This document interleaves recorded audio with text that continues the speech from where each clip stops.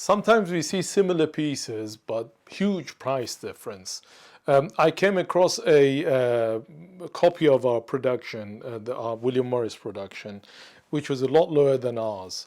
And I thought I should explain how these things work, just in case some people are surprised by the difference in price.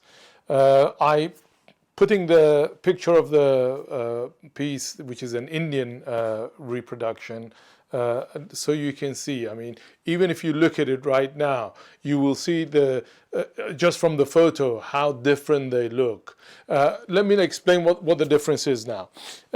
We've got here our William Morris production, which is supposed to be the same design as what you saw in the picture just now. First of all, the first thing that you should notice, and I think people would notice, is a difference in color and design. The border design is very different to that, and I'll explain why. And also the colors are really, they have a certain depth to them, and that's because of the use of natural dyes. Now, the wool quality is infinitely better.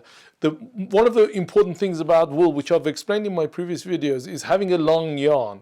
If it's short yarn, you get shedding. You'll see with some of these production pieces that you get home, it keeps shedding. It's because it's short yarn, and then that tends to wear out a lot quicker than the long yarn piece, and they're obviously more expensive. Now, if you look at the warp here, which is hand-spun wool, and the weft is hand-spun wool as well, and they're very high-quality wool.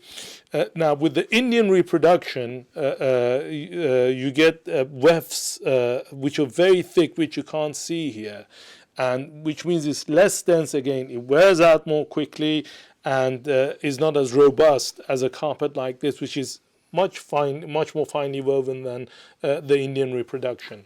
Now, look at I was talking about the border. Look at this design. They cannot reproduce this design. This needs a good top quality weaver to get a design like this. And look at how the colors, the airbrushes merge into each other, and how nicely they are woven. So the final product is something that is totally different. Yes, a lot more expensive, but worth a hell of a lot more than that, comparatively speaking. And when it comes to second-hand value, this is the other one. After a while, is going to look tired because of the quality of the stuff that is used in it. And this one will look even better than what it is as you use it. And obviously, it's going to have a much better second-hand value than the other one, which will hardly have a second-hand value. This is why we keep saying these are the antiques of the future.